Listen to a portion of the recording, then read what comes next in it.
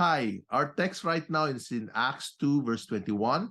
Everyone who calls on the name of the Lord will be saved. Most of our understanding of the doctrine of salvation come from the book of Romans. Most of our evangelistic tracts are simply explanation of the doctrine of salvation from the book of Romans in a simplified form. However, interestingly, the book of Romans was written approximately 25 years after the ascension of Christ. So imagine that. They're evangelizing, discipling, doing church without really knowing the doctrine of salvation. Now, I also find it interesting that if you compare a lot of our modern day presentation of the gospel with how the apostle preached the gospel, you'll be surprised that there is a big difference. Modern day evangelism really seek to explain the gospel very clearly, whereas the evangelism of Jesus, Peter, and Paul simply seek to make the people believe in Jesus and to surrender their lives to him.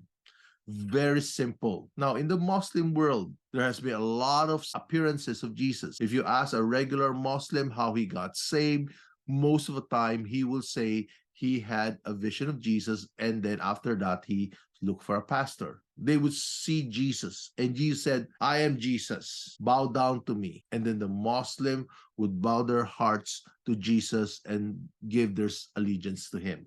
And then they will be saved. Takeaway lessons. Number one, of course, it's good if the person we are sharing the gospel with understand the doctrine of salvation. There's no problem with that.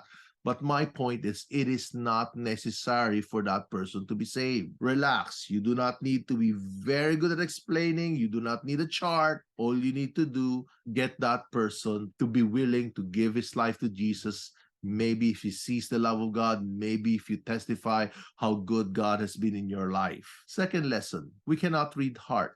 So we do not really know who are the Christians and who are not. Some Christians have screwed up theology. Some Christians are still struggling with certain habits. But it does not necessarily mean that they don't worship the Lord. We do not know the hearts. But to be sure, of course, we encourage them to surrender their lives to the Lordship of Jesus. Not knowing this, many fundamentalists got shocked when Catholic charismatic got saved, got filled the Spirit, and speak in tongues. They just could not comprehend it because in their mind, somehow, all the doctrines has to be right.